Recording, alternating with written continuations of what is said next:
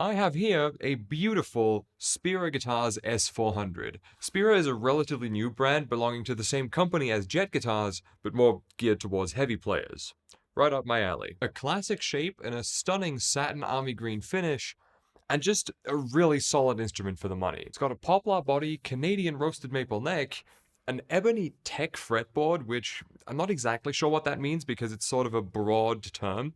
It can mean sort of a cheap version of Richlite, which if you don't know what Richlite is, it's basically compressed paper and resin, and the compression turns it into this really, really dense material that's like denser and heavier than wood. But ebony tech can also mean compressed wood instead of paper, and I think that's what this is, because there is also a crack on it on the 21st fret.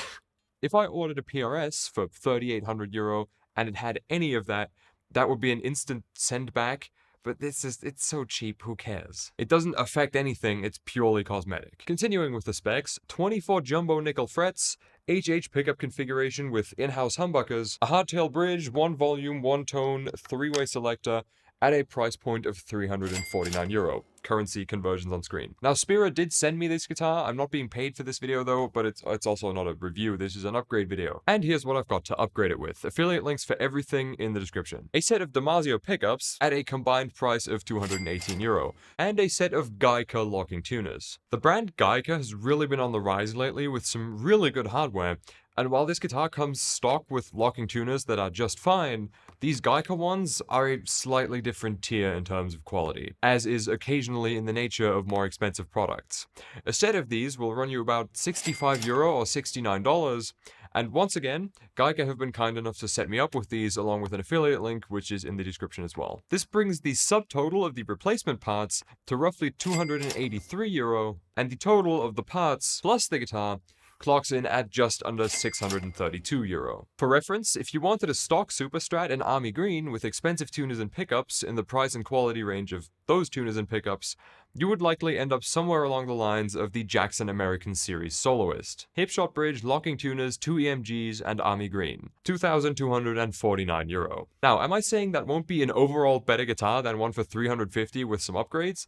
Absolutely not. But if you're just looking for a certain aesthetic and sound for gigs or recordings, you can get 80% of the specs for not even 30% of the price. Something like the Solar A2.6 in a similar green does exist for €799, but that's a single pickup, and while I do enjoy the Duncan design Solar pickups, I wouldn't really put them on one level with a nice crisp set of Damasios. So by doing what I'm about to do, you'd be saving at least $160, if not up to $1,600 to get your ideal result. What I'm going to do now is record some demo tracks with the guitar as is, and come back when it's finished to record the same track, same amp settings and everything, and A/B test it. Again, there are affiliate links for everything I'm using in this video in the description. The guitar, the parts, as well as the gear and plugins I use in every single one of my videos, the strings, whatever. If you do your gear shopping through those links, that supports the channel a great deal. And for all of you super nerds, I have included the DI signals in the description as well, so you can test it for yourselves if you have a reamp box to see how the before and after sounds through your own rig.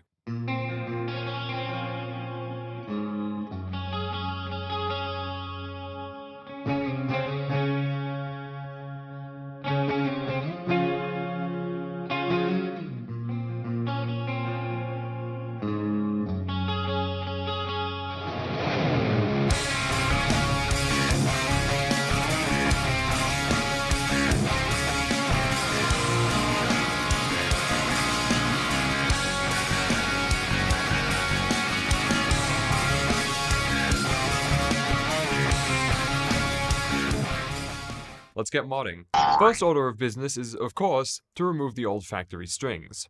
This is actually where I encountered an unexpected, but not super uncommon, budget string-through body issue.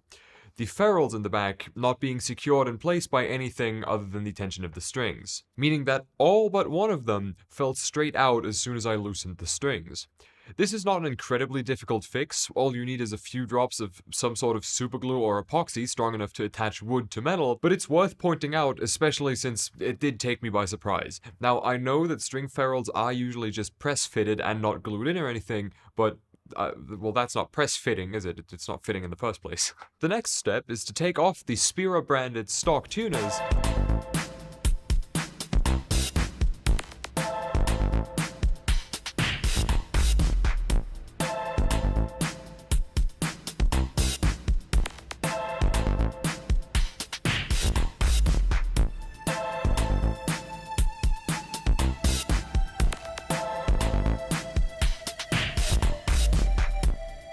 and replaced them with the higher quality Guyker ones, which thankfully dropped right in. That was a bit of a gamble, but I got the tuners way before I got the guitar, so there would have been no way for me to know the measurements beforehand. Since I got lucky though, this was a 5-minute process.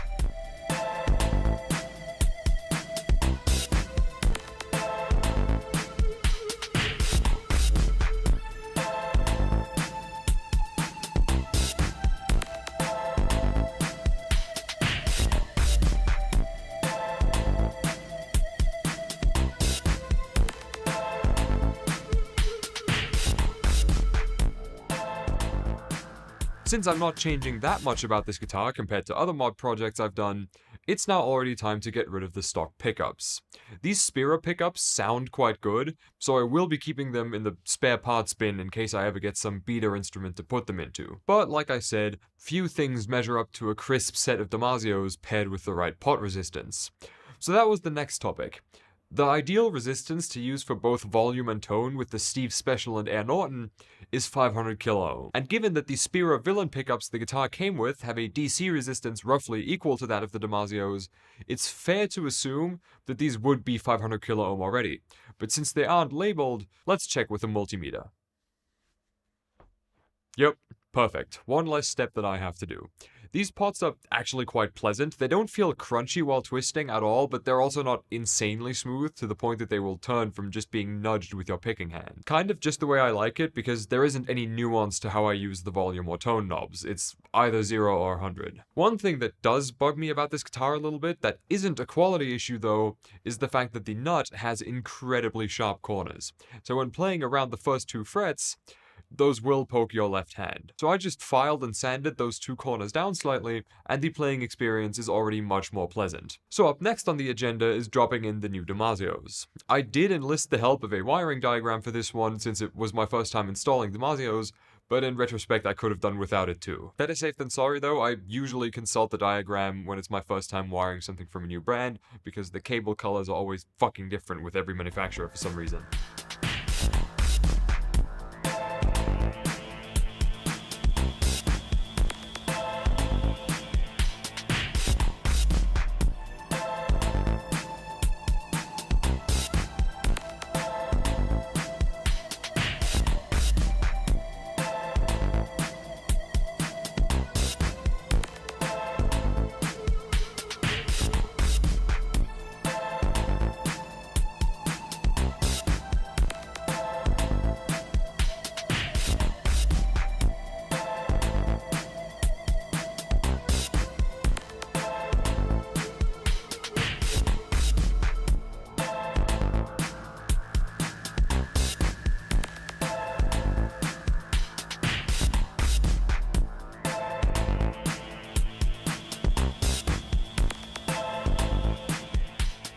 So with the new pickups now installed and my gross hand sweat wiped off the satin body, all that's left to do is slap on a new set of strings. And here is the upgraded Spira S400 in all of its glory. A total retail value of €632. These are unrivaled specs for that money. I know it doesn't really look much different. The only difference you can actually tell is when you look at the back of the locking tuners, because those now say Guyker on the back as opposed to Spira. And here is the A/B test as promised. Gear affiliate links and DI tracks in the description.